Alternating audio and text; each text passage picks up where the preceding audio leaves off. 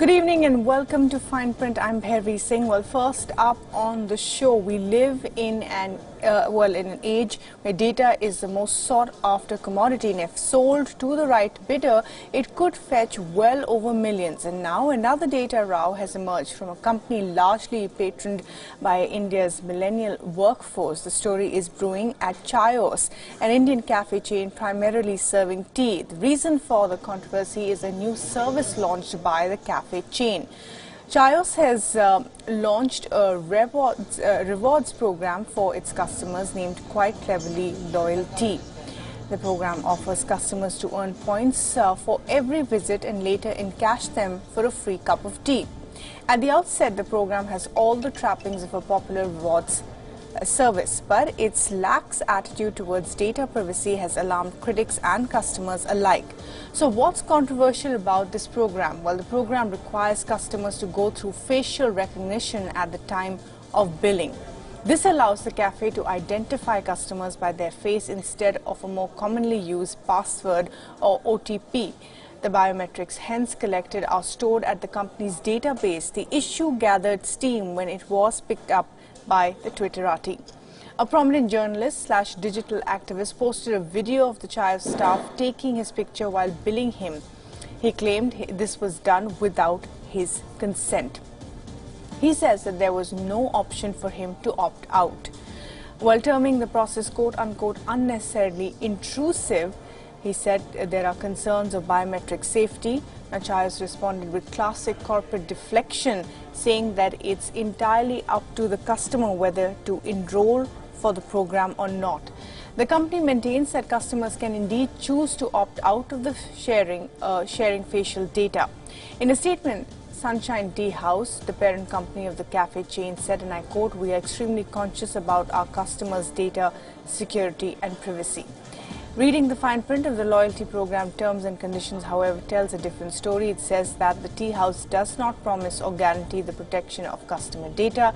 Quite outrageously, it even goes on to say that customers should not expect that their personal information should always remain private. The terms and conditions also authorize the tea company to disclose customer information to government authorities, 2 credit bureaus, and 3rd, the most ambiguous of all, third parties. It remains completely unclear as to who these third parties are. The company has defended itself by saying that the new technology is currently in a trial phase. It says that the new system is launched as an option to eliminate the so-called hassles of OTPs and reduce customer purchase time. The controversy could well push the government to formulate more stringent laws related to customer privacy and data. Remember, India still lacks laws that protect citizens from the misuse of their biometric data.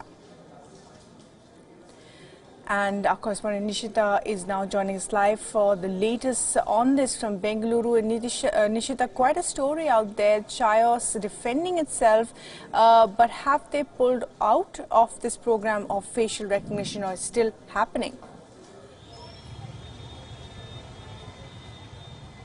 Well, we visited one of the outlets in the city of Bengaluru today, and their facial recognition was still being used, albeit not to bill the customer for the order that has been placed, but if the customer wants to join a certain loyalty program that they have as a brand, that's when facial recognition is used. But still, the question that needs to be raised is as to why a tea company, why a customer who's just merely gone in to have a cup of tea and some snacks needs to give out sensitive information like biometric that is attached to your name and phone number that can be misused in multiple ways.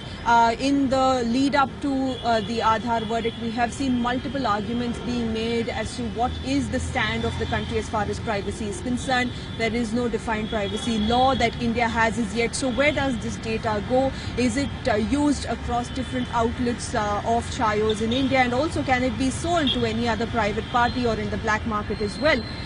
We know that experts have pointed out time and again that online data such as this is sold freely and can be misused to replicate it to form other ID proofs or misused in elections or even for terrorist activities. So why is this data being used so freely and being taken from customers is the question that was raised. But that's when the staff members merely defended themselves and said that this is not mandatory. It is only if the customer wants to take up the loyalty program, and they do not force any of the customers to do so.